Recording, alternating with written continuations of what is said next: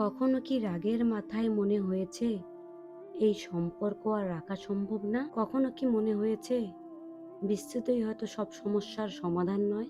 একটু থামুন। ইসলাম আমাদের শিখিয়েছে হালাল জিনিসগুলোর মধ্যে তালাক আল্লাহর কাছে সবচেয়ে অপছন্দনীয়। তাই কোনো সিদ্ধান্ত নেওয়ার আগে নিজের কাছে একটু প্রশ্ন করুন, আমি কি সত্যিই সব চেষ্টা করেছি?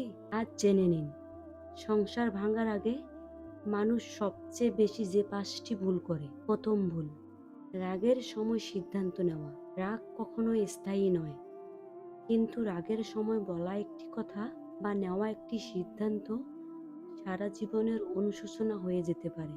রাসূল সাল্লাল্লাহু আলাইহি ওয়াসাল্লাম আমাদের রাগ নিয়ন্ত্রণ করতে শিখিয়েছেন। তাই রাগের সময় নয়, শান্ত হওয়ার পর কথা বলুন। দ্বিতীয় ভুল, কথা না বলে দূরে সরে যাওয়া। অনেক দাম্পত্য সম্পর্ক ভাঙে বড় সমস্যায় নয়, ছোট ছোট ভুল বোঝাবুঝিতে। আপনি যা অনুভব করেছেন তার সম্মান ও ভদ্রতার সঙ্গে সঙ্গীকে জানান। নীরব অভিমান অনেক সময় সম্পর্ককে ধীরে ধীরে শেষ করে দেয়। পরিবার বা অন্যের কথা শুনে সিদ্ধান্ত নেওয়া। সব পরামর্শ আপনার সংসারের জন্য ভালো নাও হতে পারে। ইসলাম ন্যায় বিচার, ধৈর্য এবং পারস্পরিক আলোচনার শিক্ষা দেয়। তাই অন্যের কথায় নয়, সত্য যাচাই করে সিদ্ধান্ত নিন। চতুর্থ ভুল, ক্ষমা করতে না শেখা। কেউ নিখুঁত নয়। আপনি যেমন ভুল করেন, আপনার জীবন সঙ্গী ভুল করতে পারে। আল্লাহ ক্ষমাশীলদের ভালোবাসেন। তাই ছোট ছোট ভুলগুলো ক্ষমা করতে শিখুন। অনেক সময় একটি ক্ষমাই একটি পরিবারকে বাঁচিয়ে দেয়। পঞ্চম ভুল, আল্লাহর সাহায্য না চাওয়া। সম্পর্ক শুধু দুজন মানুষের নয়, এটি একটি আমানত।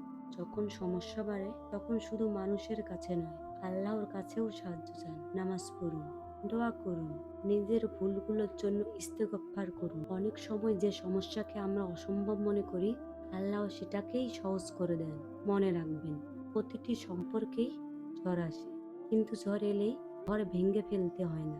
ধৈর্য, সুন্দর ব্যবহার, ক্ষমা এবং আল্লাহর উপর ভরসা, এই 4টি জিনিস অনেক ভাঙ্গা সম্পর্ককে আবার সুন্দর করে তুলতে পারে। যদি সম্পর্কে নির্যাতন, নিরাপত্তাহীনতা বা গুরুতর অন্যায় না থাকে, তাহলে বিচ্ছেদের সিদ্ধান্ত নেওয়ার আগে সর্বোচ্চ চেষ্টা করুন। পারস্পরিক আলোচনা করুন এবং প্রয়োজনে পরিবার বা বিশ্বস্ত আলেমের পরামর্শ নিন। আল্লাহ আমাদের প্রত্যেকের সংসারে ভালোবাসা, রহমত, বোঝাপড়া এবং বরকত দান করুক। আমিন।